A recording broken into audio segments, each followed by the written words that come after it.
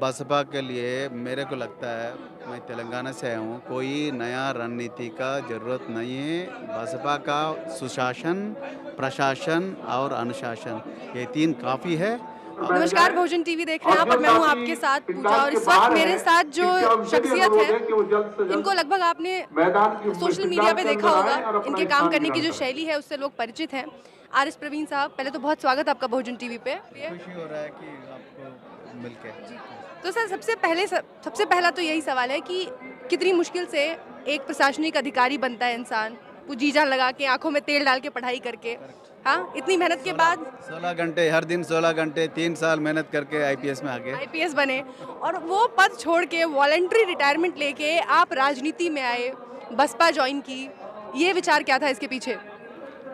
एक तो है कि मान्यवर श्री कांशीराम जी का विचारधारा, बाबा साहेब अम्बेडकर के आलोचना और बहन जी कुमारी मायावती जी का जो प्रशासन, ये तीनों चीज़ें हमको बहुत प्रेरित किए हैं और बहुत स्फूर्ति मिले हैं और हम बहुत प्रभावित हैं। मगर हमको ये लगा कि जो समाज जो बाबा साहेब का विचारधारा से जो लब्धि लिए है कि वो बेनिफिट लिए है कि वो समाज अभी जो लहजा और जो जुनून से काम करना चाहिए उस जुनून से काम नहीं कर रही है।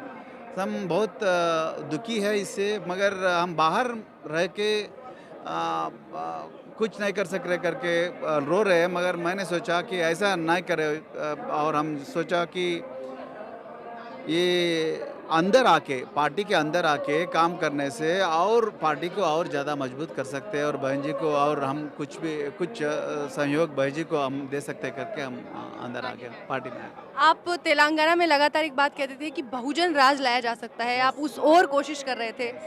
उत्तर प्रदेश की जनता ने बहुजन राज देखा है। देखा है। हाँ, एक दलित लीडर किस तरीके से प्रशासन और व्यवस्था को चला सकती है, यस। बेहतर तरीके से वो भी देखा है। आपको क्या लगता है कि अब जिस तरीके की राजनीति उत्तर प्रदेश में हो रही है हिंदू मुस्लिम की, उससे अलग हट के लोग उस शासन की व्यवस्था के लिए वोट करेंगे?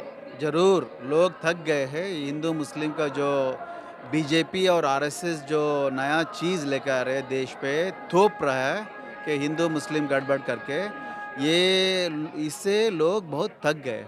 लोग बहन जी का रूल, इसीलिए मैं कह रहा हूँ कि मैं इसीलिए आया हूँ पार्टी में, तो बहन जी ये सब छोड़ के लोगों को एक अलग से दुनिया, जहाँ एक प्रेम, जहाँ एक सबको इक्वल इक्वल सोसाइटी ने बहन जी निर्मित करने के लिए बहुत कोशिश की और उत्तर प्रदेश में वो साबित भी किया है। तो तेलंगाना में भी वही लोग देख रहे, वही लोग तड़प रहे देखने के लिए। तो इसीलिए हमने तेलंगाना में बसपा को इतना अच्छा वेलकमिंग सिग्नल्स मिल रहा है। तो हम इसीलिए यूपी आ गए कि बहन जी क्या-क्या काम कर सके और लोगों के दिल में कैसे ये नया समाज जो समानता और सौभ्रातृत्व समाज जो है, वो समाज कैसे बनाएँ, वो लोगों के दिल में कैसे ये समाज अपने दिल में घुस गए।